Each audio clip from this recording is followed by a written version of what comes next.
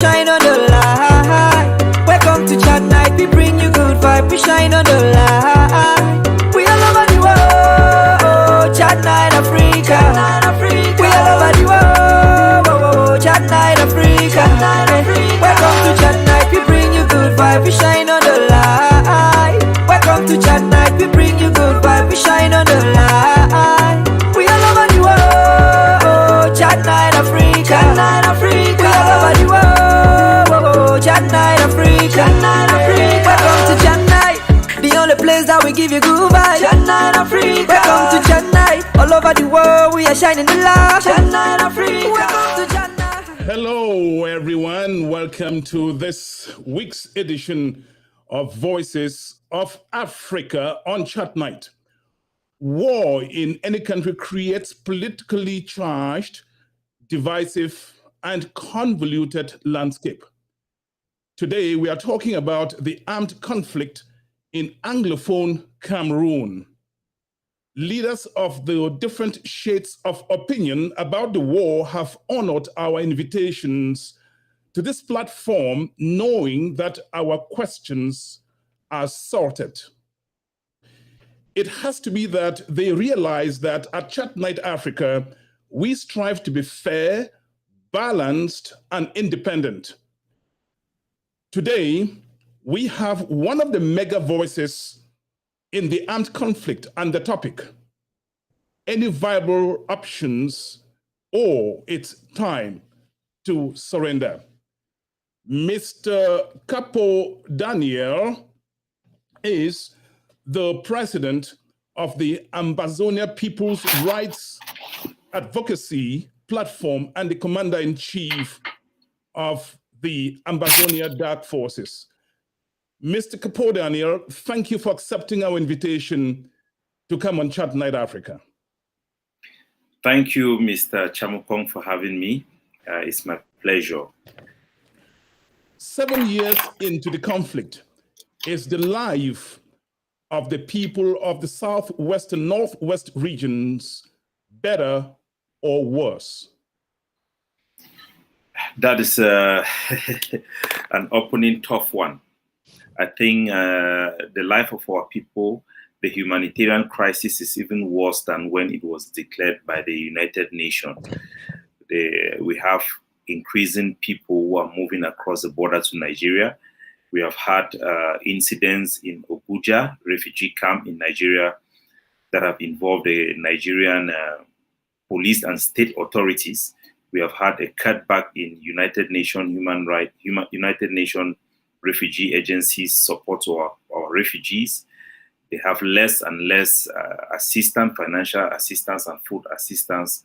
And also now we're having problems with their schooling in Nigeria. Our IDPs have, for the most part, been able to return home because the wave of IDPs that went into Cameroon, into the French-speaking parts of Cameroon, were largely as a result of our education policy. That policy had been reversed, I think, 2 years ago, and most of our IDPs are back home, but still largely not in enclave areas where they have still been arson attacks by the Cameroon military. So our people are worse off today, and that is not surprising because the war is still ongoing. So there is still darkness before any light can come. So it's unfortunate that my answer is that things are worse today than it was before the beginning of this conflict. Mr. Capo Daniel, until recently, you were the defense chief of Dr. Ayaba Cho, therefore his right-hand man. You now are sworn enemies. What happened? Yeah, I want just to say, just for the record, before being the deputy defense chief of Dr. Cho's ADF, I was also the spokesperson of the AGOFC. And before that, I was the ambassador of Seseko Ayuk Stabi's IG in Asia and Middle East. I've saved basically most of the Ambazonian factions in this liberation struggle before this moment. And we had a diversion during the Canadian pre-talks, which I initially led the delegation of the AGOFC. And I was replaced in that role without any justification. And our diversion in terms of the pre-Canada talk led me to resign from that position.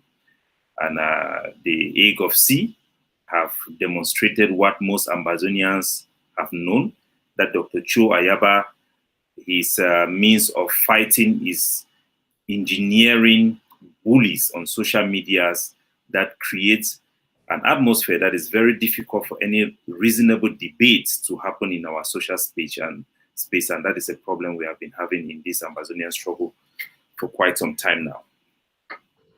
We love Chatnite Africa. Mr. Kapo Daniel, when you were his deputy defense chief, that's Mr. Ayabacho's deputy defense chief, it's fair to say you participated in the decisions to impose lockdowns, the blockade of Momo Division and some other roads in the Northwest region, what you call the liberation tax also. Is that correct? Is it fair to say you're part of that decision-making body? Yes, I was not just part. When it comes to the liberation tax, I can say I was the father. It was my conception.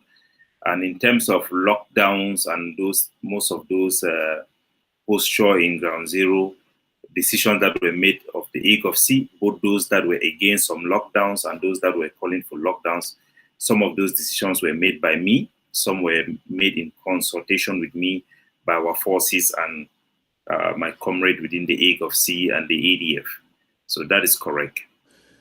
You have acknowledged at the beginning of this broadcast that people are worse off today than they were before 2016/17. Do you take responsibility for the current pain and suffering that people are going through? Yes, I do take responsibility, and I take that responsibility very seriously and very personal. Because as a young man who have gone through the discrimination in Cameroon as an Anglophone, who organized the protest in 1999 in the University of Chang, when I came to abroad here and this issue started back home, I actively participated in pushing the policies of the consortium, the SCACUF. I've been a very active activist, and I have taken that responsibility. So definitely I'm responsible. So it is my responsibility to continue the fight, to represent those who are alive, who have committed to this struggle, and those who have even paid the ultimate price to fight for the right of self-determination for the people of the former British Southern Cameroon, or the English. When you made the decisions to impose lockdowns, blockades, and so on, liberation tax, did you think about the downstream consequences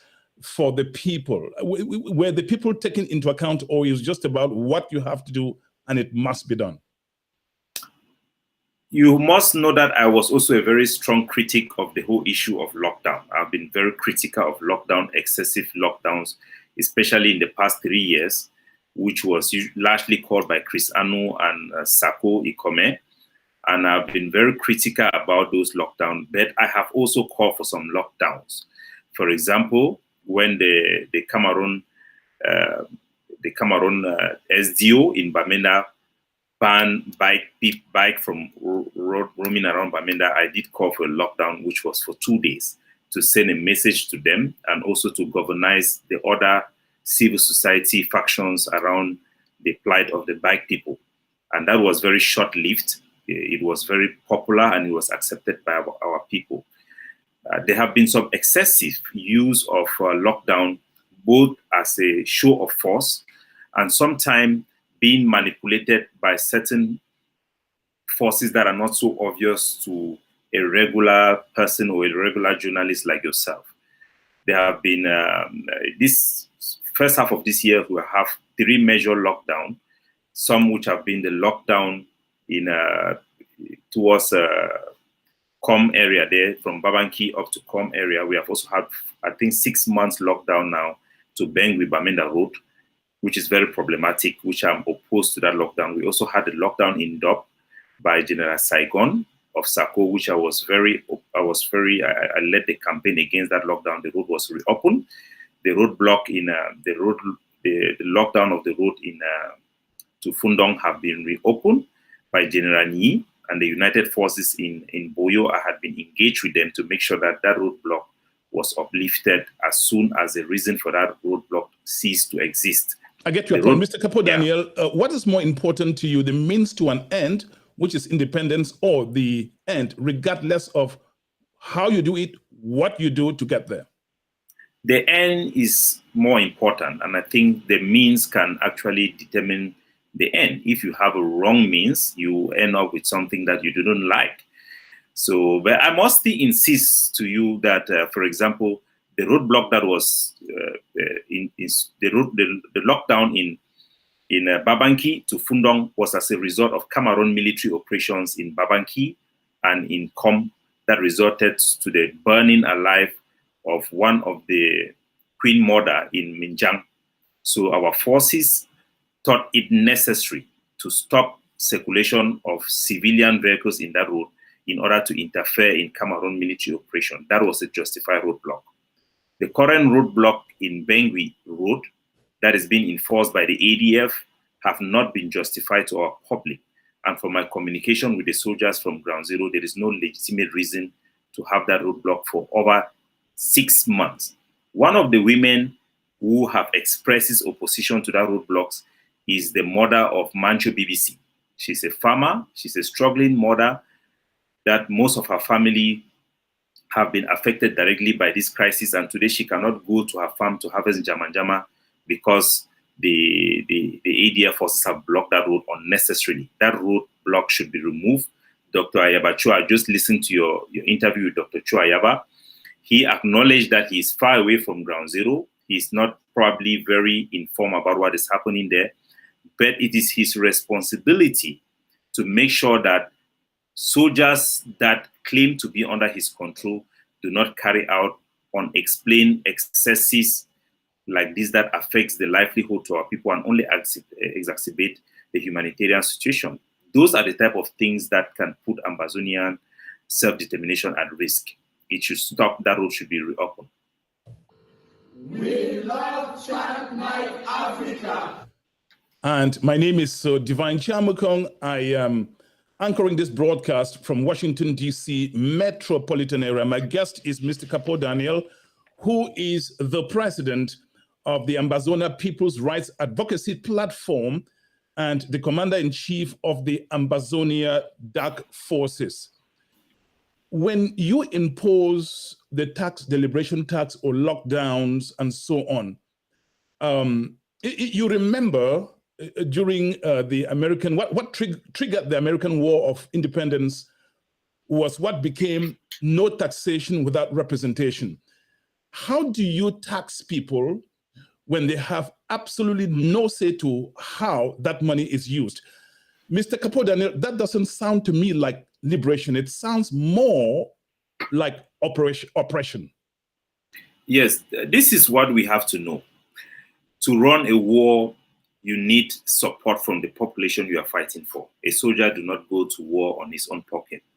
They have been relying on donation from our community and also from the diaspora to support the armed resistance. And when I brought up this issue about the liberation tax, it was specifically to address certain excesses that were affecting our population. We had circumstances in Bamenda where you have one camp who come and demand money for support from a business owner. The next morning, another camp will come and ask the same money from the same person. And in terms of road construction, there were some strategic roads that we needed to allow the UNDP to construct in Bamenda through the Bamenda Bafusam Road. And you had the contractors were there. They had to pay money to one camp. The next camp is going to come and demand the same money. And so to address this particular challenges, I brought up this issue of a liberation tax, which was a way to harmonize the activities of forces within specific areas to be able to demand support money from wealthy economic operators, and also to demand taxation from Cameroon Francophone-based company. It was never meant to be what the AGOVC is presenting today, asking everybody to collect money from every single person.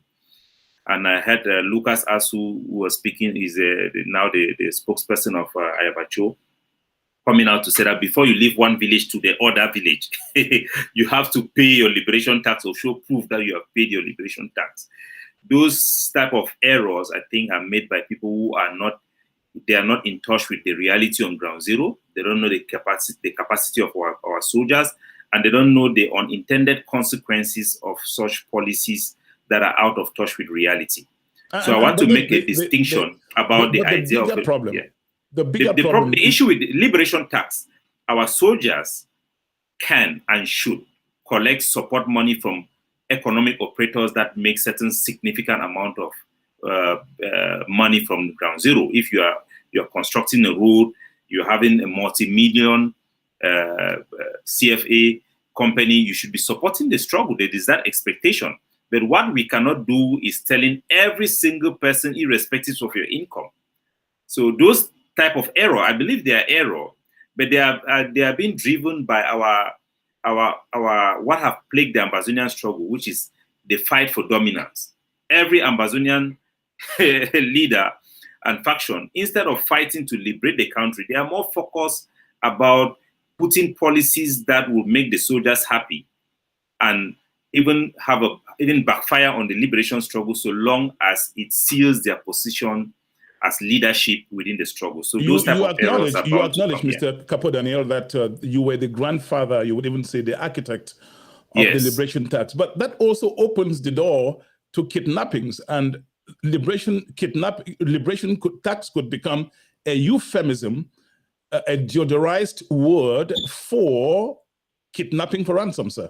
It is. Just like I tell you, what Dr. Chuayaba is preaching. I hope he does not know what is actually happening on ground zero. I'll give you for an example. If you ask for liberation tax and for people to pay liberation tax without knowing the capacity of the people, of the soldiers, you tell them everybody should pay liberation tax 10,000. What will happen in ground zero is that it is only those who are close to those boys who are going to be contacted by them to pay this money. And those people will not find it just, because people who live in other areas in Bamenda, like in Kwen or Upstation, are not going to be under the same pressure. They will tend to start snitch on these soldiers and compromise their security.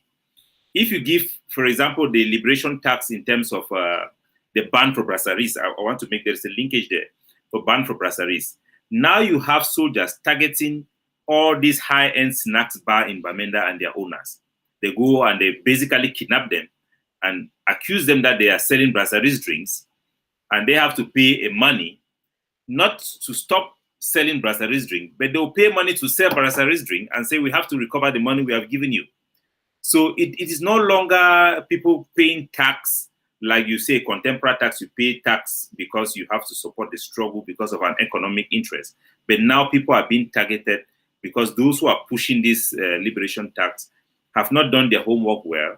They are more obsessed with leadership and dominance and giving the soldiers blank checks that they in turn abuse that blind check.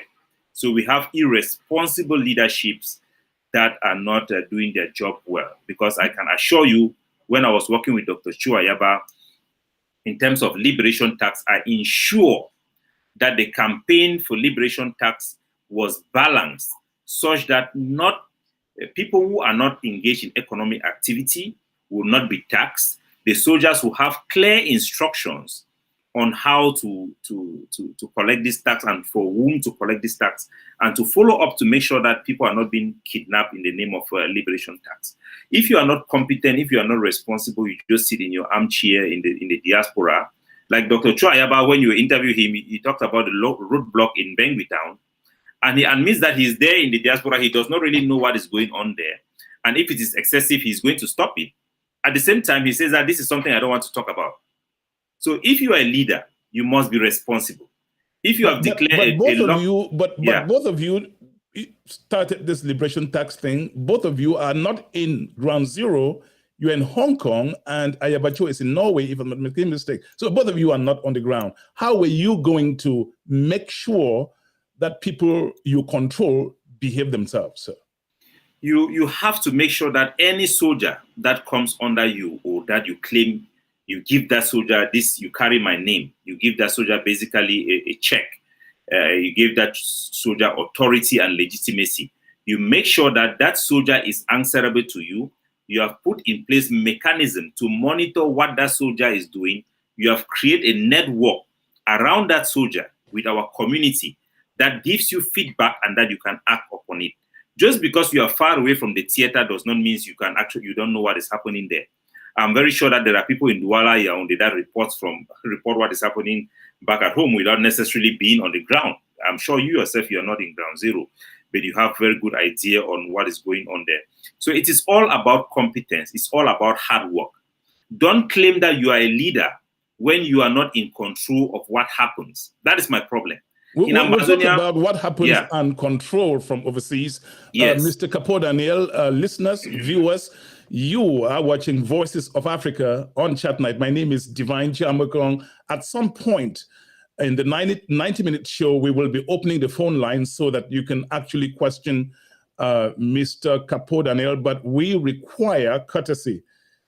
This will not be a corridor of invectives. If that comes, I just cut off the call. Before we continue with Mr. Kapo Daniel, we are going to have a little commercial break. Ladies and gentlemen, I will be right back. Welcome to Garrett Delivery Service LLC. Have you been looking for a reliable and affordable moving company? Garrett Delivery Service moves your belongings using extra safety measures. We offer customized solutions to fit all of your delivery requirements, saving you time and money. We are dedicated to providing you with safe and prompt delivery services by partnering with a network of local drivers. Feel free to call us if you need assistance with booking your delivery. Here are some of the proficient services we offer: local moving services, furniture delivery services, medicines delivery services, letters delivery services, documents delivery services, grocery delivery services, food delivery services, flowers and gifts delivery services, junk removal services, home cleanout service. Other attributes to make you hire our fascinating services. Operational since 2019, 24/7 availability, timely delivery, trusted partnership with local movers. We value your time, maximum customer satisfaction, reasonable rates. Get in touch to book your delivery. Okay, get in touch now to book your delivery. Again, my name is Divine Nchamakong. Once again, let's now welcome Mr. Kapo Daniel on the platform.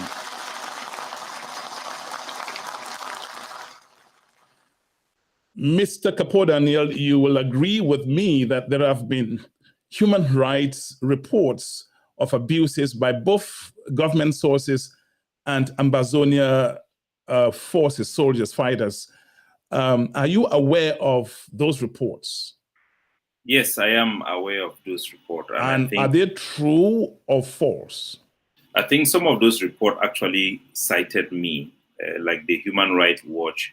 Their report actually cited my person as being very engaged and very responsible in response to actions that were excessive on ground zero. As a leader, we have to make sure we are responsible for the conduct of the forces in ground zero. We cannot pick and choose when to take glory and when to take responsibility. There have been some actions on ground zero that have not been in line or in concert with the expectation of our people, and those actions I have championed their condemnation. There have been actions where we have investigated, we have not had clarity, but where we have had clarity, we have condemned certain actions. There have been, I think you may want to ask example. I can cite you some few examples. The killing of students in Kumba, that is an actions that I strongly condemn. We had investigated that particular incident. It wasn't very clear who authorizes or who instigated those actions against those students in Kumba. but those are things I condemn. You were the defense. You were the deputy Yes. defense chief under Ayabacho, meaning that operations will not be carried out without your consent. Correct? Most operations that during my time there, I was informed by most of our commanders. I also initiated certain operations, so I was highly engaged. That does not mean that every single thing that happened on the ground, my hands are there. But there are certain actions that there are also other forces in Ground Zero that are not necessarily the ADF. You have forces of the restoration forces that are aligned with the IG in their ideology and their outlook. And you have a lot of Ambazonian self-defense groups that are also solo. They are not under any political leadership. In certain instances, we have to quarantine that particular instance and look into who was responsible, who was engaged.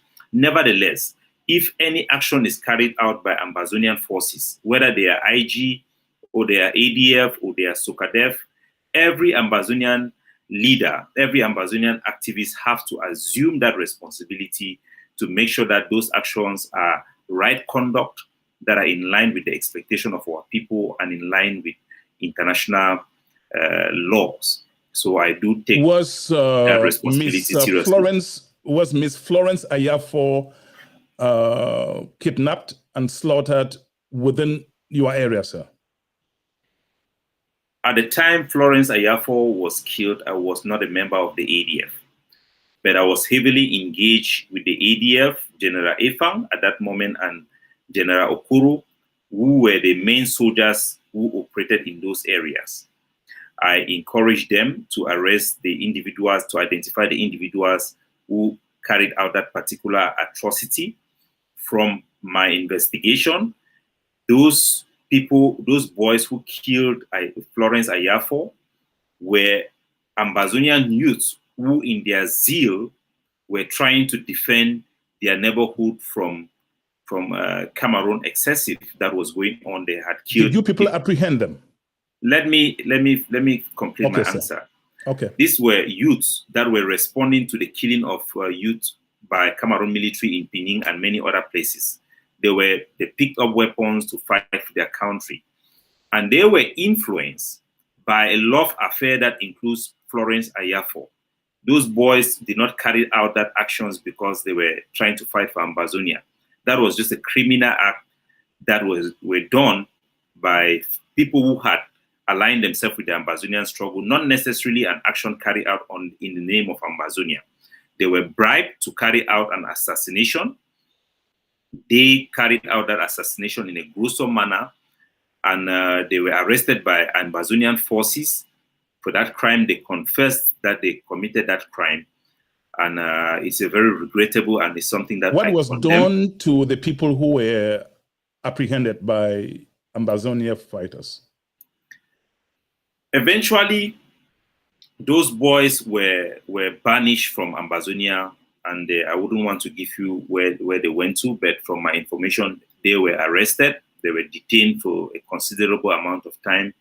They went through some process of rehabilitation, and they were banished away from the territory. Those boys were never part of any active Ambazonian forces. Are there situations, Mr. Capo Daniel, that people, by your judgment, apprehended have deserved the death punishment? You mean the boys who committed this act? Generally, those who go out and do things that are outside without your instructions or violate your instructions. If in the case of this Ayafo, Florence Ayafo, the forces that arrested, that performed the arrest of these young youths that were in their zeal committed this crime, if I was in charge of that unit, I would have tell those boys to.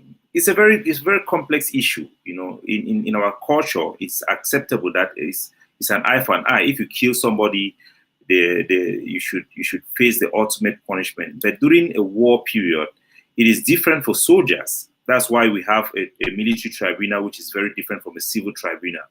So in a military context, if such a crime is conducted by somebody who is in the self-defense, you will not treat it like a civilian because we are at war. The life of that soldier also will save and defend the life of other innocent civilians, which are equally important. So I wouldn't give an answer because I was not in charge.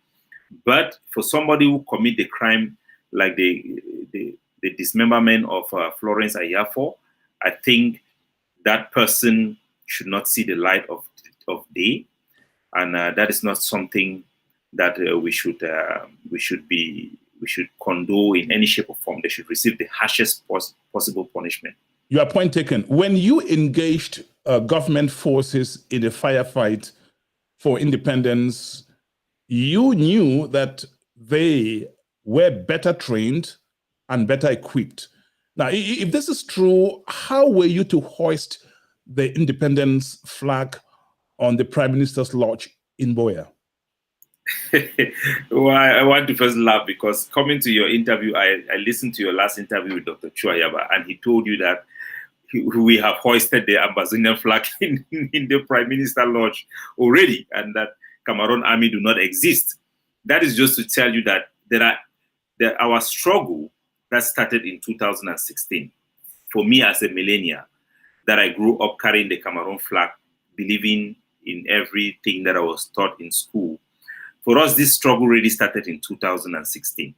And we have had people who have extreme views in this struggle. And I want you to make a distinction with the struggle for Ambazonian self-determination and the resistance against Cameroon dominance, which have been going on for a long time. You have the Anglophone movement, you have Gojidinka, you have the SCNC, the All Anglophone Conference 1 and 2, and then you have the consortium. And then now you have a group of extremist ideology in Ambazonia, which I have also indulged myself in, which is the ideology of Dr. Chuayaba, and basically Ebenezer Kwanga initially. Ebenezer Kwanga have a little bit moderated. But for people like Ayabacho, when the ideology of military liberation, that we have to liberate our territory by arms, I think that is not realistic. I think that our fight, now as I'm speaking to you like the president of the Ambazonian People's Rights Advocacy Platform, our fight is a resistance. We are resisting a stronger country. We are fighting for our identity. We are fighting for the right of self-determination. And we do acknowledge that Cameroon is a stronger power, but you should know that when you fight the people that are oppressed, a human spirit will never give up. We are going to fight until we achieve a level of dignity in our existence that we can live with. Right now, our objective is to fight for independence of Ambazonia and to resist Cameroon re-colonization or annexation of Ambazonia until we have an acceptable solution. We will be right back. Time for us to have a little musical interlude. This is Sammy Chia. Sammy Chia, this gentleman on the screen, I have known him for about 38 years, and he is a truckload of talents. Now, watch what Sammy Chia is about to do. By the way, you can simply go to Spotify and search Sammy Chia, The Dream. We'll be right back in about 2 minutes.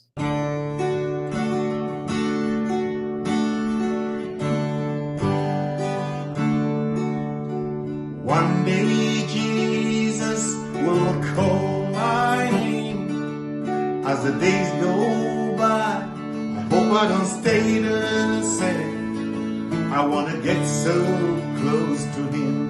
There is no big change on that day that Jesus will call my name. One day Jesus will call my name. As the days go by, I hope I don't stay the same. I want to get so close to him that there's no change on that day that Jesus will call my name. Some days fill me, some days drain me. Some days I think of the day I die, but there's some number of days I put myself first, but it's not not what I do, but Jesus says it. One day Jesus will call my name as the days go by. I hope I don't stay there saying I want to get so close to him that there's no change on that day that Jesus will call my name. I want to get so close to him that there's no big change on that day that Jesus will call my name. And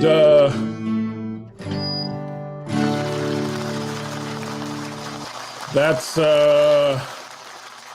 Samichia. You simply can go to Spotify and search Samichia The Dream. Ladies and gentlemen, again, our guest on the platform, Mr. Capo Daniel.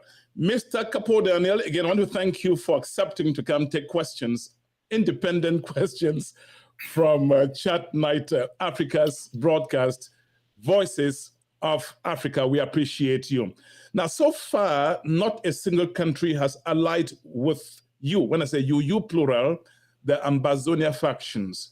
Now, could it be that the argument of the use of force is just not selling, especially when they see an image like the brutal execution of the commissioner, the superintendent of Special Branch in Bamenda? I think that was yesterday. How could you say that is brutal? Killing is killing, you know. The commissioner was shot as a revenge or reprisal attack for the killing of Pastor Emma, who is a top Ambazonian commander in the Bamenda Brigade, who was killed brutally, and his dead body was desecrated by the Cameroon military.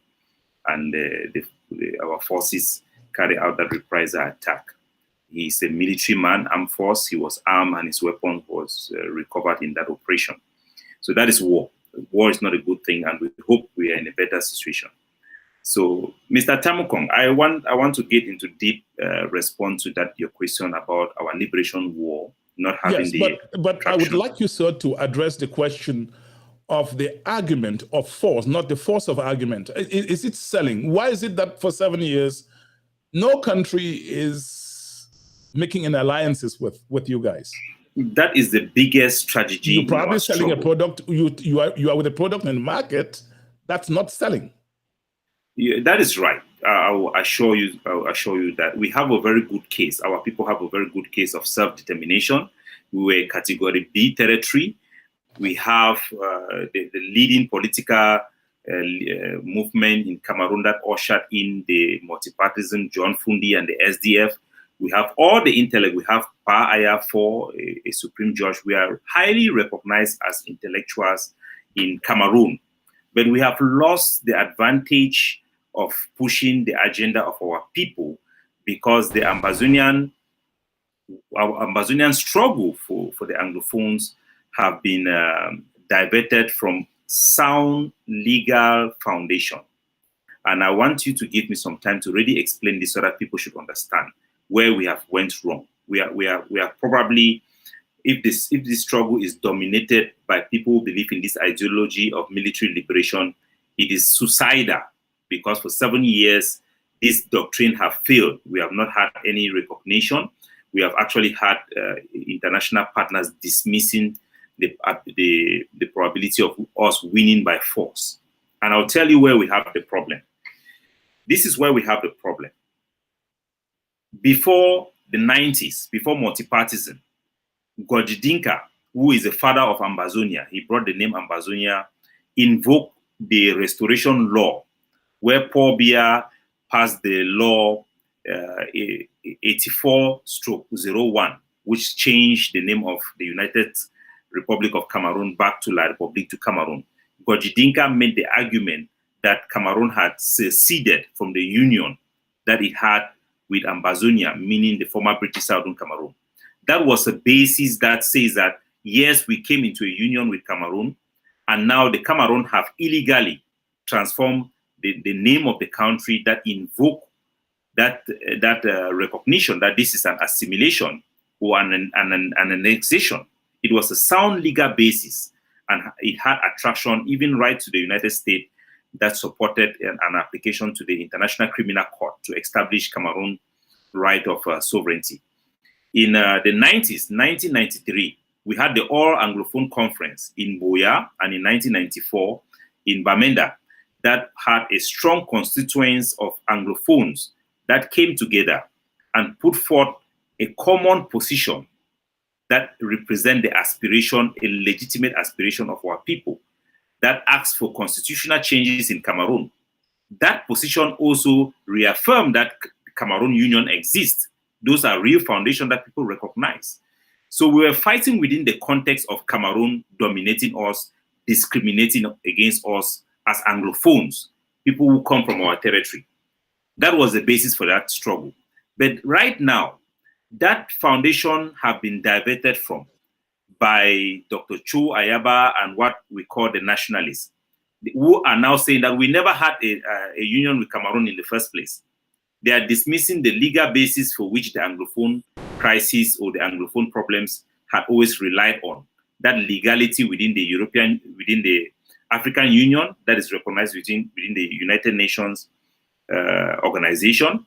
And in my interaction with our diplomats around the world, these have been the biggest challenge, that the basis for our argument that because we never had a union treaty with Cameroon, in the first place we are independent, we dismiss anything Cameroon, we say that we are not, we even dismiss Anglophones. Can you imagine? We say that we are not even Anglophones anymore. So we have gone to the extreme, which cannot sell. We have isolated the opposition parties in Cameroon, which we could have allied ourselves with. We have isolated everybody who is reasonable. We have engineered bullies on social media that had made it impossible for us to even debate amongst ourselves. We have become so partisan that it's self-defeating. And now, I think after 7 years, my organization, the Amazonian People's Advocacy Rights Platform, is pushing forward aggressively for an alternative solution that can return our people and froze this conflict. And we'll come to that. We'll come to that. But yes. somebody's scratching their head and saying, but Mr. Capo Daniel, just last year, they saw you actually teaching people how to use the AK-47. Are you saying all of this now because you are no longer part of Ayabacho's group? What's your answer to that? My forces have been the most active on the ground. I think about 4 weeks ago, we carried out a huge operation along the Manfe-Bamenda Highway Road. It was a huge successful operation. That was one of the biggest operations we have carried out this year. We also carried out the attack in Balangi, and the attack against this commissioner of police in Bamenda was carried out by ghost fighters that are aligned with my organization. So we are fighting, we are training our soldiers to fight and to resist Cameroon. People should never make this false conclusion that because you are making alternative, it means that you are dropping down your weapons. No, we are just simply going back to strong foundation. I have a slew of questions. Yeah, we are just going back to strong foundation that is winnable. You cannot win a war when you are standing on a foundation that do not recognize the rule-based system in the United Nations and the African Union. When you go out there and you say that we were never part of Cameroon, and the African Union recognizes Cameroon as being inclusive with our territory, and the United Nations have the same position, you isolate us and you empower the regime in Yaoundé. You are saying, Mr. Capo Daniel, that your group just carried out an operation. We know what that means. That's either laying ambush and killing people. How you going? This is for the purpose of accomplishing a political goal, accomplishing a political outcome. Now, somebody, before I came to interview you, I had been talking about this in social media that you will be my guest today. And I asked people what their opinion about you is. And some people told me you are a terrorist. I'm like, how can you be a terrorist? And some people are calling you a patriot. So I went to the dictionary to find out the meaning, the dictionary, English meaning of terrorism. You say it is, I'm paraphrasing basically, say it is carrying out a violent act to accomplish a political outcome. How does that not describe you, sir? Which dictionary did you use? You can Google Let's that. be honest here. You can I'll Google it. I'll Google it and I'll fact check you live on air to show you that you have just say something that is incorrect. Okay. Terrorism. This is All terrorism. This is Google definition, meaning of terrorism. Okay. And I'll read it to you. It says, the unlawful use of violence and intimidation, especially against civilians in pursuit of political aims. So this is the dictionary definition. You said that it is using violence to attain a political objective. Okay. But the Google, which you have referred me to check, says that it is using unlawful violence, intimidation, especially against civilians. What my organization is doing and what most Ambazonian groups are doing, including the groups of the AGOFC, which are now controversial because of the recent outing of Dr. Yabacho, we are targeting Cameroon military personnel, Cameroon armed forces that are engaged in active war against our people. This is an act of self-defense and does not meet the definition of terrorism. Are you aware of the word blackleg? Civilians. Are you aware of the word? Yeah, who are blacklegs? Not blacklegs. Military personnel. I think they're civilians. Yeah. Blacklegs, which I have defined as an activist and as a leader, are people who provide intelligence or what you call spy to the Cameroon military to provide them with military targets, be it civilians or camps of Ambazonian fighters. So these are people in the definition of military targets. Spies are active military subject of operation internationally.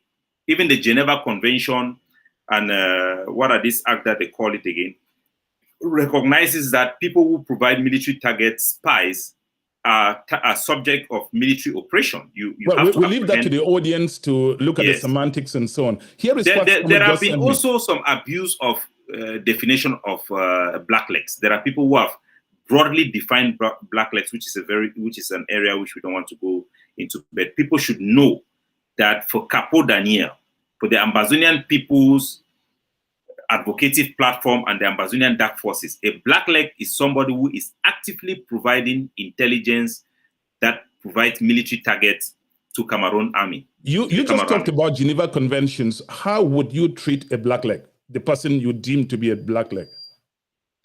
Somebody who is a blackleg, who is actively producing, there are a lot of things you can do with a blackleg. Some, you can use them for counterintelligence. You can get somebody who is providing Cameroon intelligence to provide them false information. And some, you have to remove them from the theater, either by banishing them out of the environment, or you keep them in detention until the conflict comes to an end. But there is no way you can introduce somebody who is actively identifying you, providing intelligence on who the Cameroon military should target, to introduce them back in the field. That is an option that you have to eliminate. You cannot return them back into civilian life. I get that. I'm just saying that, referencing some of the human rights records, which actually laid blames of kidnappings and slaughterings of people because some of the groups deemed that they were blacklegs. I was just asking if you know about that. This is the problem we have. When you have people like Ayabacho, they come out and they tell you that all CPDM people should not see the light of the day. They get into our camps, they'll kill them. People start confusing, they don't know the definition. We must be very careful with taking responsibility on the conduct or the type of instruction we give through social media. What we say is very, very important. And I will say this to all Ambazonians who are listening to me on Ground Zero.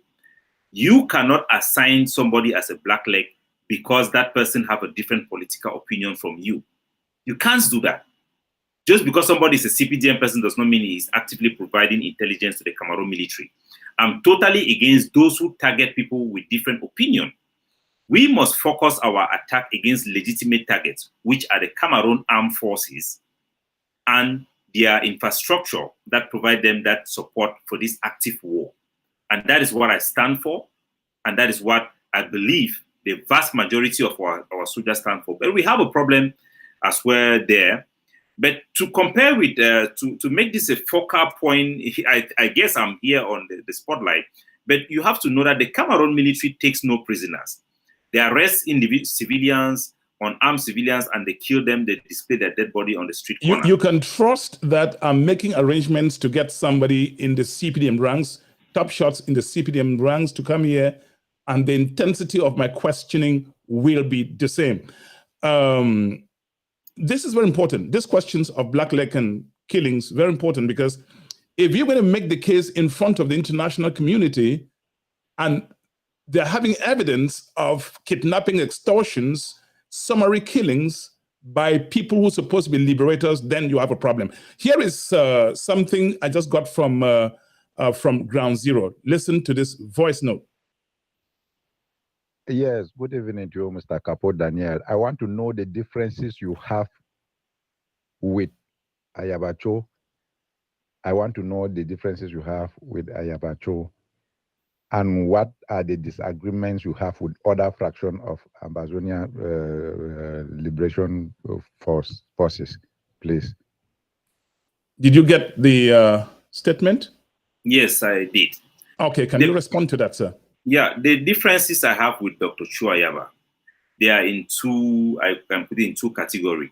The one is the immediate differences that made me to resign, which is our differences that emerged during the Canadian pre-talks. We were negotiating with the Cameroon government, facilitated by the Canadian government, in front of international observers that included the United Nations. And we were offered by the Cameroon state ceasefire and release of prisoners as confidence building measures. And we also secured a framework to negotiate without precondition, with independence being the possible outcome. And Dr. Cho Ayaba was of the opinion that we should not accept those conditions for pre-talks, for the negotiation to take place. That differences for me was a breaking point, because I believe that with our capacity on the ground, given such opportunity, we had no rationale not to deny them. So we had that differences that played out from November last year right up to when I resigned. It just attained a position where we were now losing international sympathy. The Cameroon government withdrew from the commitment it made with the Canadians, and we were being seen as the belligerent faction. And I thought that it was a betrayal of what we stood for, what we were fighting for. And the reasons he provided for the positions he took were not reasons that were acceptable for me. So I decided to pursue a path to continue my advocacy for our country in the way that I believe protects our public interest. What accounts for the Amber balkanization, the balkanization of the Amber leadership? Why should people trust you to lead a Republic of Ambazonia when you can't get to agree on just some basics? You're accusing each other of human rights violations, extortions, embezzlement, kidnapping for ransom, etc. Why should people trust you? Yeah, first, I'll start from the last statement you made. I don't accuse Ayabacho for human rights violation. I don't accuse them. I just think that Ano did. Chris Ano had instructed the execution of innocent people on Ground Zero. He did that publicly. And he has also confessed publicly of having deal with the Cameroon government that include Sako Ekome. Those things are public record. But in terms of accusing Ambazonian leaders of committing human rights violation on Ground Zero, I just think that they are irresponsible and they are incompetent, because they are partisan. They are giving blank check to soldiers on the ground that facilitates or create the environment where such excesses happens. I don't accuse them for that. And in terms of the other part of your question, what if we cannot really agree on basic things? I think all Ambazonian leaders agree that we want independence for our people as a solution for the Anglophone crisis. We all agree that it is independence the best solution for us. That is a point of agreement. But the divergence we have is the partisanship, that crap mentalities that everybody says that it must only be me.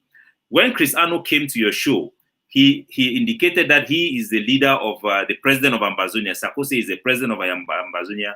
And you pose the question to Ayabacho, who is the leader of who? Ayabacho tell you that Chris Anu is the leader of the IG, he is the leader of the AGOVC, but in terms of functionalism, he is the leader of the liberation struggle.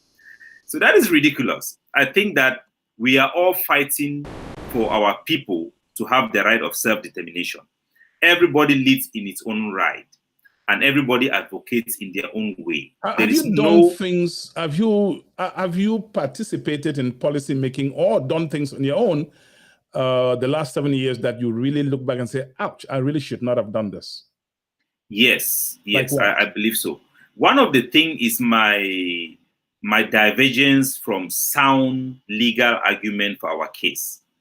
In the beginning, we were all based on the arguments that were made by Siseko Ayoktabi that were in line with the SCNC, and he had the support of the SCNC, and the vast majority of our population really supported Siseko Ayoktabi.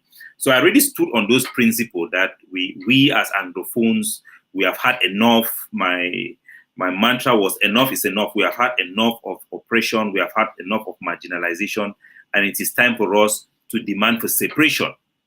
But the radical side of our struggle, like Ayabacho and Ebenezer Akwanga, who insisted that it was military liberation that we must engage. I believe in them because I saw their zeal. I saw what they were doing on the ground to raise an army to fight for our liberation struggle. So I decided to support them, especially when Siseko Ayoktabi was arrested. But when it came to a position where we arrived at a table where we could actually have an opportunity to deal with the root causes of our struggle, they failed to take that opportunity. And for me, that was a breaking point. I realized that Ayabacho was actually believing his own propaganda. You know, there is a problem where you don't distinguish between reality and your real chances, and you think that you can hit water out of a rock. We have some more razor sharp questions coming. We love Chatnite Africa. You love Chatnite Africa. Keep watching. My name is Divine Chamukong. I am anchoring this broadcast from Washington, D.C.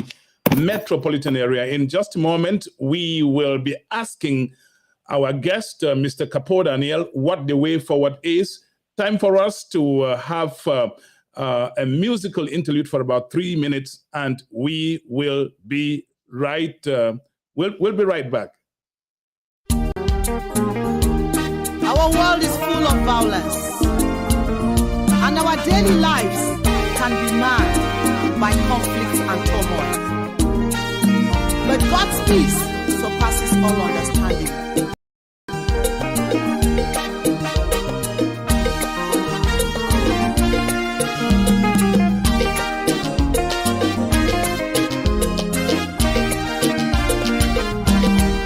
Why do we fight each other, brothers?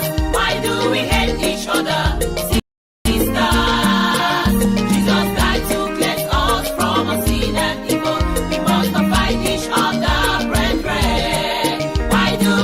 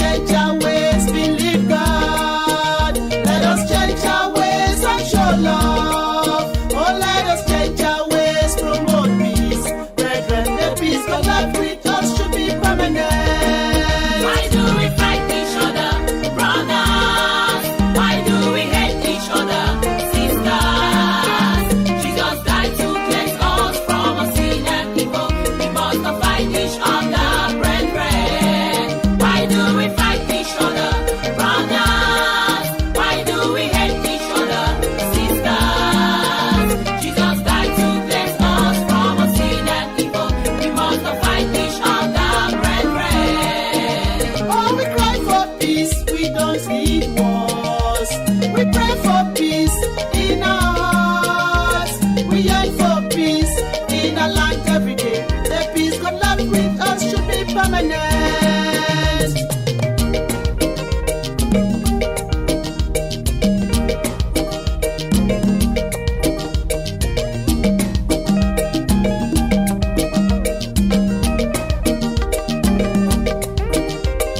Peace, peace, peace, peace. Be a peace builder in your home.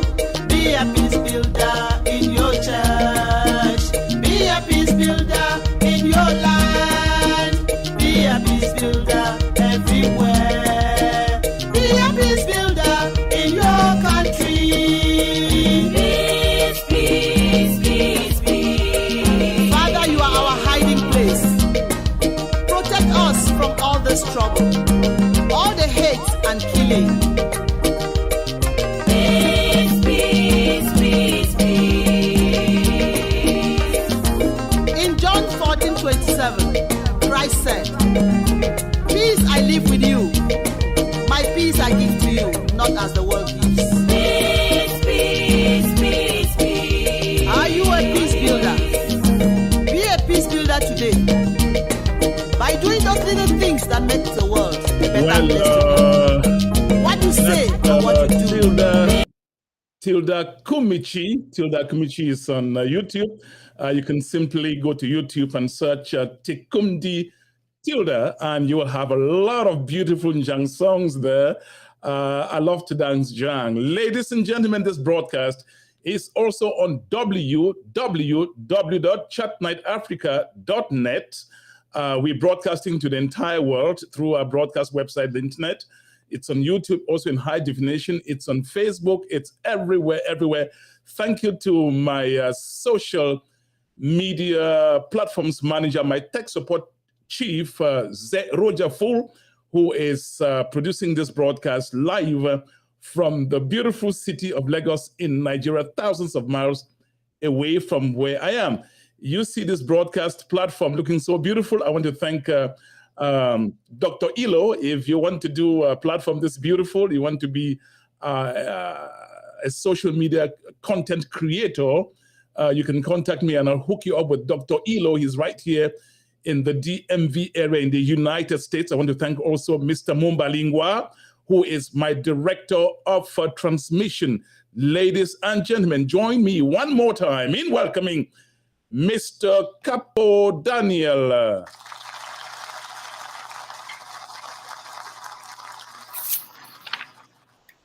Mr. Capo Daniel, we know the historicity of this problem. We know all that's been happening. Anglophones are not treated right, injustices. So what's the way forward? Bottom line, if you go to ground zero, people are suffering.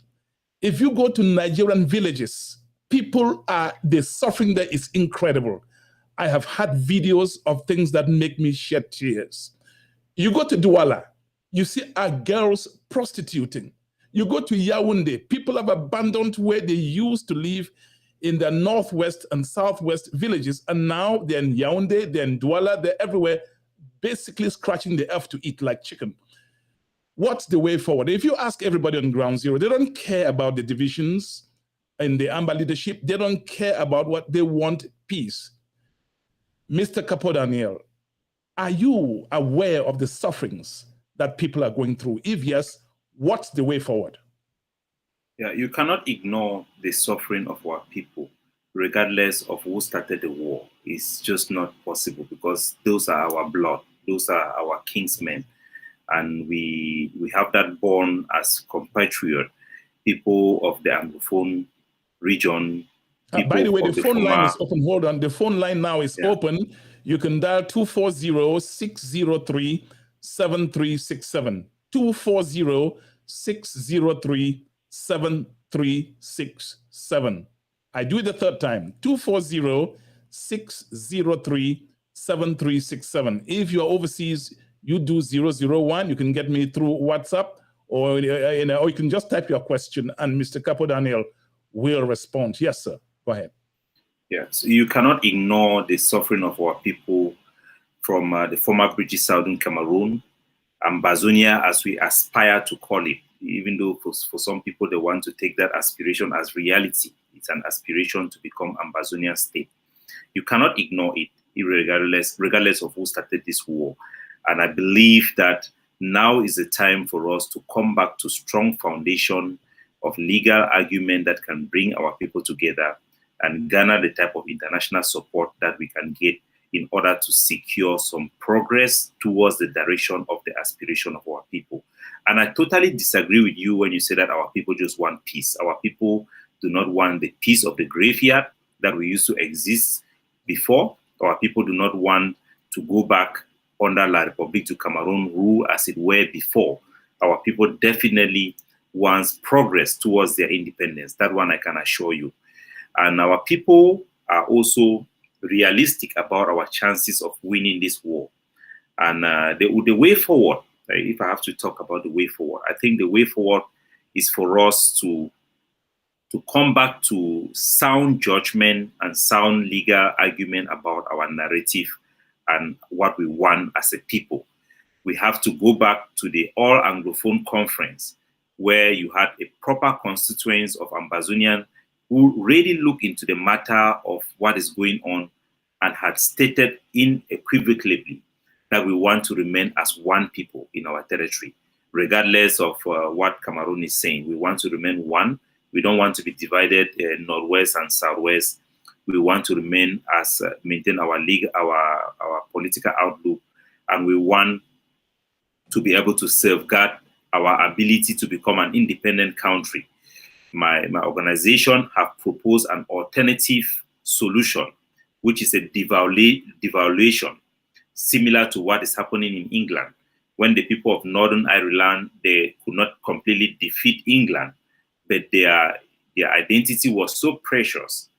They had this concession to stop the war and accept to be a United Kingdom that gives them a chance to become a free and independent Northern Ireland or Scotland through democratic means. So these are concessions that I think we can offer now, having established to Cameroon that Cameroon can no longer govern Ambazonia without consequences. Let me make sure I understand you very well. You no longer believe in independence by war. Is that correct? Independence by war, by means of by military liberation, I don't believe it is attainable. We cannot win independence by brute war. That is what I believe in.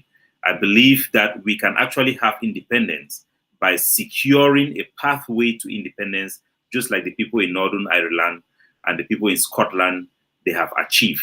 Today, they can, through democratic means, have their independence. I have also visited Spain, the Basque region, where they have a similar arrangement. They have their own parliament, they have their own identity, they run their own budget, and concessions like that can enable us to preserve our identity, preserve our territorial integrity, and have a pathway for independence for our people in the future. And I think this is attainable.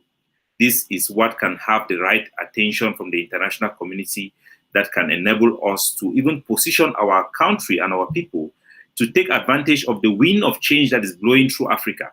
We have seen the collapse of the regime of the Bongos. We have seen the collapse of the regime in Burkina Faso, in Chad. And everybody is praying that this same wind that is blowing through Congo should come next door to Cameroon. And if Paul Biya was to be overthrown tomorrow, are we, the Anglophones, positioned in a way that can attract them to offer some concession? Or they are going to see us like people who just want trouble? Because if our position right now is independent or we all die, then it will not be attracted even to the next leader in Cameroon to look for some concession. I believe if we have this right mindset and we make sure that the extreme do not dominate our liberation struggle, we will be on the right track to secure progress that can eventually mean independence for our people. Mr. Capel Daniel, and I, honestly, people who have known you until about 4 months ago are wondering whether you've become a political born again. I mean, your ideas are completely 360 degrees turnaround. Why are you talking about this now? Middle of the ground, you compromise? have to, you are dealing with the life of human beings. You cannot be be so cold not to understand or make assessment. We were fighting to liberate by military war. We had transformed our struggle to that faction because Ayabacho dominated our political space after the kidnapping of Siseko Ayoktabi. So the ideology of liberation by military force dominated our liberation struggle. But we have come to a position where the Cameroon state have recognized through the award of the special status that this fight is legitimate. That special status is a recognition that our cause is legitimate. And that also reinforces the call of the tripartite. Paul Biya called for the tripartite talks in the 90s, which is acknowledgement that the job of uniting the former British Southern Cameroon and French Southern Cameroon have not been done. And this does not take away our right of self-determination. In every struggle, when you are fighting, you must at some point assess that, can I win this fight? Especially when it is your own people who are dying. Having given the special status, I think we, the people of Ambazonia, we have to recognize that we are not still dealing with the same regime that used to say that there is no Anglophone crisis. This does not mean that I accept the special status or I think it meets up with our expectation, but I believe it is a starting point, and we have to make some concession in order for us to be viable, because without this concession, we are self-defeating. The whole idea of independence now or we all die plays into the hands of the regime. Paul Biya has been the biggest benefactor of this Ambazonian struggle. You now have a one-party system. The SDF have been knocked out of the game. We have lost all of our allies. And if we do not have this concession, or we do not come back to strong legal foundation to fight for our right of self-determination, Paul Biya will end up winning. The next regime that will emerge in Yaoundé will not have any incentive to engage with the Ambazonian people or the Anglophones. Since for when, any Mr. Capo Daniel, solution. did it occur to you that war isn't going to cut it? I didn't say that war didn't get to cut it. Listen to me. Suddenly get this awareness. We actually won because we had Cameroon to discuss about the root causes in our term. That was in Canada. We had a pre-talks. The Cameroon submitted to our strategy to fight, and our rhetoric, our war rhetoric, and our propaganda actually brought Cameroon to the point where they succumbed to international pressure to get into a negotiation without precondition. And at that point, it was in our hands to win or to lose it. And the leadership in the Canadian pre-talks lost it. And we cannot pretend that events didn't happen. In the mindset of the international community, which we expect to sympathize and to pull Cameroon to its senses, they know what happened in Canada. And therefore, we must reassess our position. Even in Ukraine, the Ukrainian government sometimes reassess their progress and think if they can negotiate land for peace. So you should expect that this is a natural process. If for you, it is not normal for a leader to look at the situation around him and say that it is time for us to make some concession in order to best position our people to make progress in their aspiration to become free and self-determination, then I think that the problem will be with you, not with me. Independence, all of you were screaming it's in the independence or the highway. How are you going to sell this diplomatic stance to people you have encouraged all along to take up arms and fight for nothing short of independence without looking like a traitor? You have to understand that my responsibility is for our people. And my ultimate objective is to fight for independence for the Ambazonian people. It comes to a point where you realize that if you lost the war, you will never have any chance to even become independent. I don't want Ambazonia to become like the Rohingya Muslims in Myanmar, where they are being driven away from their homeland. Neither do I want the Ambazonian struggle to become like the struggle of the Tema Tigers, where they become annihilated and their whole ideology was destroyed. I have also studied the lesson from Cameroon history. The Cameroon fight for independence that was led by Ernest Nwani ended up in him being killed in Douala, and they become sardinized, what we call sardinized. That means the idea of patriotism in Cameroon was being destroyed by the one-party system, by Amadou Ahidjo, and the corruption that was introduced by Paul Biya. So there is a big danger if we lost this war that our people will be wiped off, the ideology of our nationalism and Ambazonia will be wiped off the face of earth. So for us to preserve our Ambazonianism, our nationalism, it is important for us to realize the times and to realize that it is time for us to have some concession. And how are you going to sell Amazonia. this without looking like a traitor? I'm going to ask you the question again. Have you been in contact with the authorities in Yaoundé? Some people are thinking that it's likely Capo Daniel has taken an envelope. Yeah, people will always believe that way. But my ultimate responsibility as a leader is about the welfare of our people. I care less about people who make statements without any substantiation. Of course, we know that in that country, people take political positions mainly because they have bribed them or paid them some money. But this is an evolution that took place in front of the eye of everybody. We were in Canada. These differences are real. I've been one of the Amazonian activists and leaders who have been in bed with our people. I've been in touch with all soldiers. I've worked with all the leaders. I'm a millennial. I'm a young man. And I have been the conscience of our struggle. I initiated our concession for education boycott into community school. I brought in a lot of strategy that have made our struggle to survive and not to be labeled as extremist. And I have come to tell our people that this is me, Capo Daniel, the most credible Ambazonian activist. It is possible to have concessions without being bribed. I'm motivated. Capo Daniel, yes. If middle of the road kind of agreement or compromise is now to you the sweet spot, why did you turn down the invitation to attend the Grand National Dialogue? At the time of the Grand case. Yes, at the time of the Grand National Dialogue, I was approached by the AGC of Cardinal Tumi, and they lobbied me and they told me the importance for us to be represented in that fora. And at that time, I was just an activist that I served the other leaders, and I consulted with Bo Herbert and all the leaders that runs the major organization in Ambazonia. And I thought that I cannot just go there like an activist. I cannot engage with them as an activist. The conditions were not right, and we could not effectively represent our people and their aspiration in that fora, in that platform. And I rejected that invitation, which was the right thing to do. But our position as a struggle, which was dismissive, we were very dismissive that this is a non-brainer, we don't recognize anything that the Cameroon do, was a mistake. That was a mistake. We could address them without being dismissive.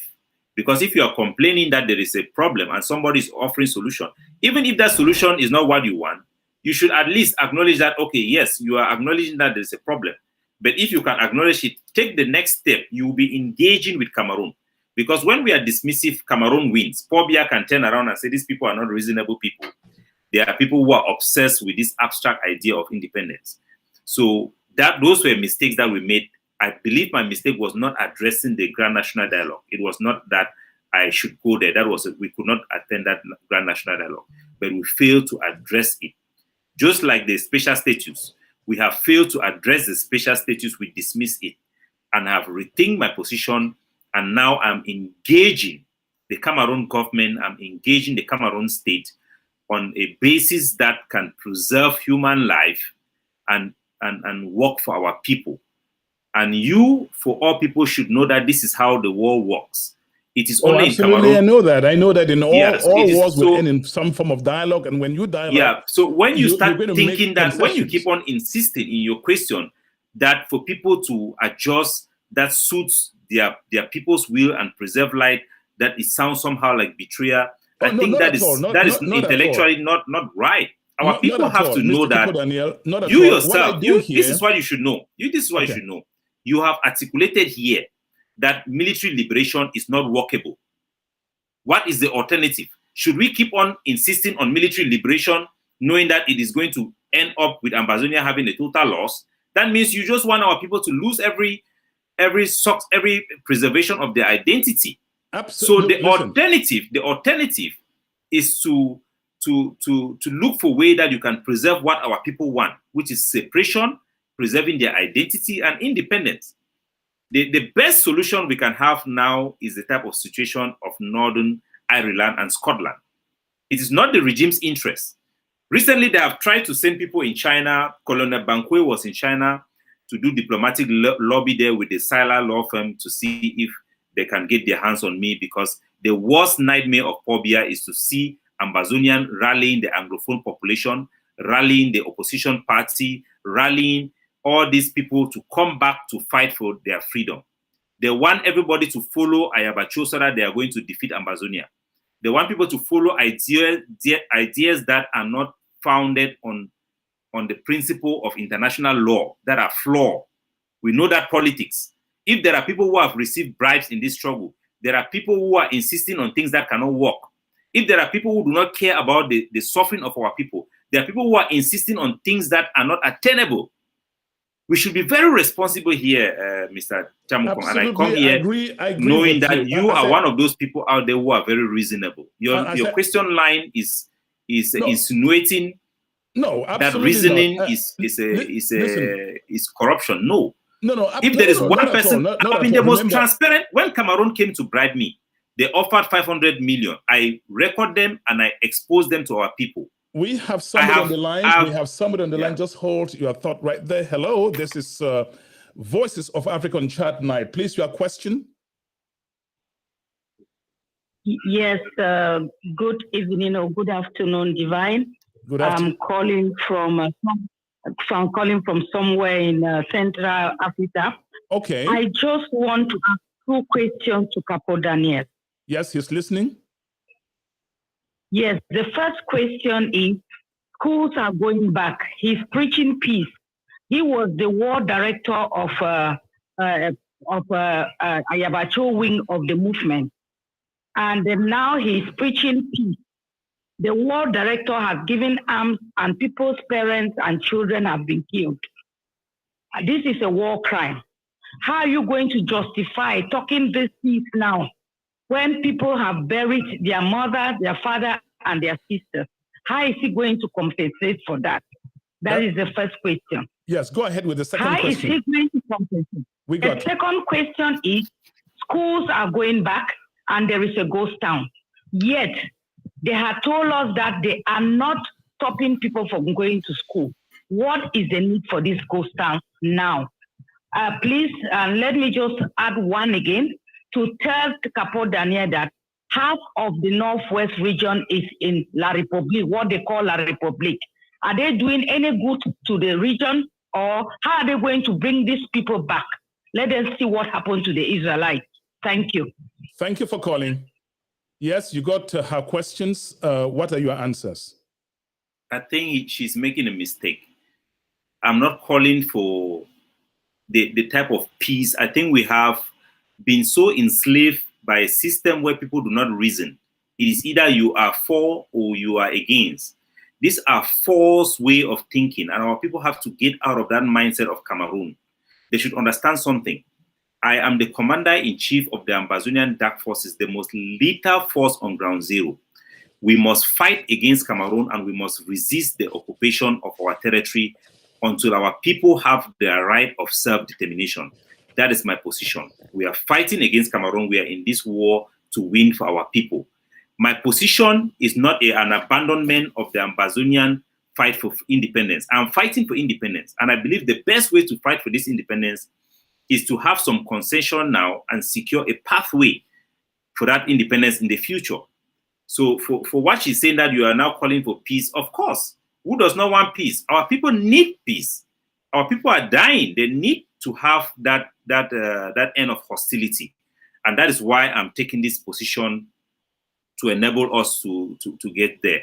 In terms of schools, there is a false narrative, and I put the blame entirely on Archbishop Andrew Kia, who came out there using his position as the president of the Episcopal chapter in Cameroon to make declaration that parents are afraid to go to school. Who are afraid to go to school? We have reversed the complete boycott of school. We have authorized community schools to open their doors. Presbyterian school, Baptist schools, and Catholic school. It is the Cameroon governor of Bamenda who was banning Presbyterian school and Baptist school from Boyo not to open their doors. We have given schools a reasonable chance for them to open their doors following our guidelines. Do not put on uniform. Show solidarity with those who are fighting in the bushes for your freedom. And do not play Cameroon national anthem. Those conditions are favorable for our children to go to school. The only schools we have banned are Cameroon government schools. The distinction should be made for our people to understand.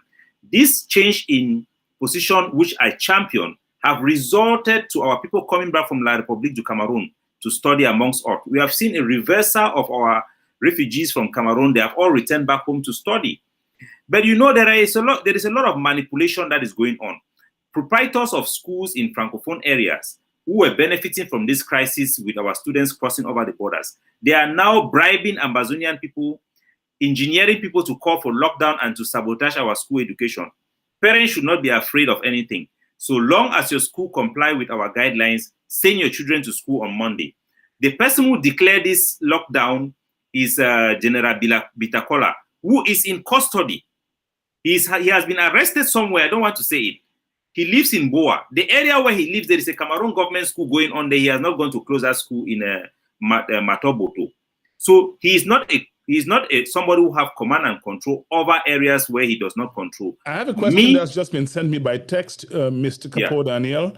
The question says, you are saying schools should operate under community guidelines spelled out by you, but these schools are going to be taking examinations set by the government of Cameroon. There is a contradiction there, according to the text. No, there's no contradiction. You can have foreign exams. People in Cameroon take exams that are written, that are set by authorities in England. You can have online classes. You can consider Cameroon exams just like you consider Nigerian exams. Our students... This idea of middle of the road kind of agreement, are you talking that... How are the other people receiving it, the other leaders of Ambazonia movement receiving it? The Ambazonia movement have varied positions about education. You have the IG, whose position is that parents should make the decision if the security situation is okay for them. That is just giving a blank check for soldiers to be confused. You have the AGOVC, which have adopted the position of community schools and that schools should open in the way that I've described. But what is more important is the Ambazonian fighters who are on the ground. In Toronto, there was a conference last year organized by the CDN, where you have the forces of General No Pity, the forces of Mad Dog, you have all the forces of Ambazonians who are known were present. We made a resolution that adopted this position that I'm giving to you, that all Ambazonian schools should be converted into community schools, and only Cameroon government schools are banned. That is the policy. Anything else, people should ignore it. These are just the distraction that we have been witnessing in this our struggle. I've sent out video out there. I've called our parents and our teachers. I've personally authorized, I think, over 80% of our community schools. So I'm really in touch with our education community and have assured them that General Bitakola is far there in custody somewhere. That's why he's not making videos. Nobody should be afraid of him. It's time for our people to regain their thinking cap. This broadcast was slated to be 90 minutes. We'll be right back for some closing remarks from you. You are watching Voices of Africa, and time for a quick commercial break. Welcome to Garrett Delivery Service LLC. Have you been looking for a reliable and affordable moving company? Garrett Delivery Service moves your belongings using extra safety measures. We offer customized solutions to fit all of your delivery requirements, saving you time and money. We are dedicated to providing you with safe and prompt delivery services by partnering with a network of local drivers. Feel free to call us if you need assistance with booking your delivery. Here are some of the proficient services we offer: local moving services, furniture delivery services, medicines delivery services, letters delivery services, documents delivery services, grocery delivery services, food delivery services, flowers and gifts delivery services, junk removal services, home cleanout service, Other attributes to make you hire our fascinating services. Operational since 2019, 24/7 availability, timely delivery, trusted partnership with local movers. We value your time, maximum customer satisfaction, reasonable rates. Get in touch to book your delivery. All right, thank you, Garrick. Ladies and gentlemen, we're going to bring back Mr. Capo Daniel once more on the platform.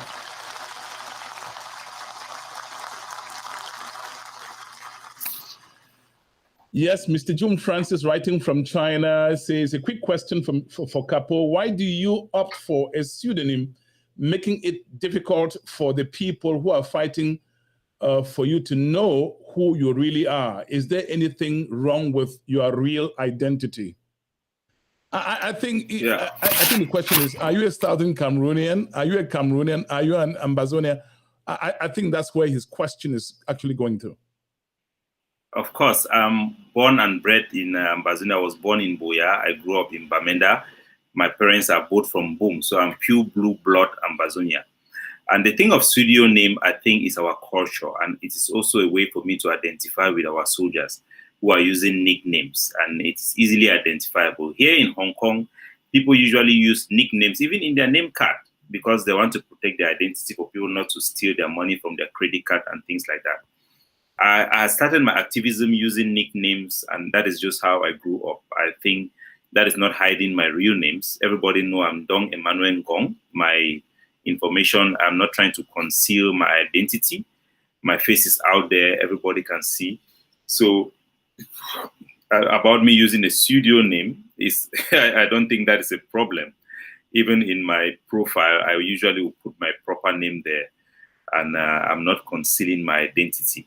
It's just like Paul in the Bible. His name was Saul. Why did he use the name Paul? So our soldiers, they choose the names, cross and die. They use all these names, General that, General that. I think sometimes it's just our culture. It's part of our culture to use nicknames. Thank you so much, Mr. Capo Daniel. We could be here till tomorrow. Unfortunately, we have to end at some point. This broadcast is 90 minutes. We have a powerful edition of Family Matters. Next week, it'll either be Thursday or Friday, but I'm going to make the announcements. Thank you so much, Mr. Capo Daniel. I don't know what time it is in Hong Kong now. It should be 1:32 in the morning. It's 3:30 a.m. here in Hong Kong. Okay. And it's my pleasure. We honestly appreciate you. On Chatnite Africa, we try to not take sides. We throw the questions out. We speak to people, get the questions that they would love to ask you. We've had CPDM stalwarts here, and we had equally very sorted, razor-sharp questions for them. We've had Federalists here. It was no different, and that's why our questions could come sometimes across as aggressive, but that's so that you can explain your points of view to the public, and that's, in our view, holding you accountable. Again, thank you, sir. My regards to your family, sir. Thank you very much, Mr. Chamako. And this broadcast is going to be, it's on YouTube. You can have your friends watch this on YouTube. On YouTube, it's on www.chatniteafrica.net. Before I go, there's a beautiful thing here that I kept for everyone. It's a track by Eziko SG. He is in Douala. Enjoy it. There is nothing. Yeah, that's right. We will get that to you in a moment. That's by Eziko. We cannot take any calls now. Unfortunately, we have to. There's nothing impossible for you, Lord. Your children are looking up to you with all hope. Prince of Peace, oh, shower us with your peace. Prince of Peace, oh, shower us with your peace. We dey pray for peace to reign in our land. We dey pray for peace to reign in our land. And you are watching pray for peace to reign in our Voices of Africa. We dey pray for peace to reign in our land. We need peace, oh, because it can come by now. All we need is peace, oh, in our land. And that's a beautiful Jang song, Jang beat by Eziko SG. We dey pray for peace to reign in our land. We dey pray for peace to reign. You can also go on your App Store, Play Store, and download the app for Chatnite Africa. When you have that on your phone, instantly you get connected to all the platforms once we hit the airwaves. We should try to be forgiving, no matter what.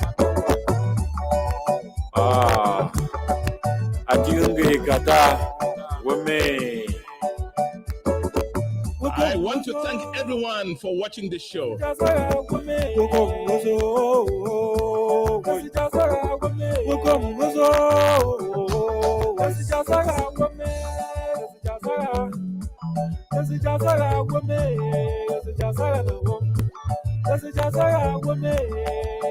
Boyo Peace and the Development Initiative. A young man in a Lomboy. Where?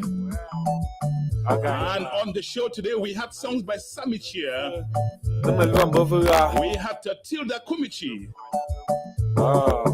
And now we have Eziko SG. Our education is not stable for our children, which is the first property to our children. No matter who think the fortune so I line the leapers. Why guess in the poor, when I did do what I look for them and go, come Jazaga, Bobby, come Jazaga now. I want to say that Eziko will be on the show Family Matters on Thursday. Pray for peace in our land. Nothing will last forever except the word of God.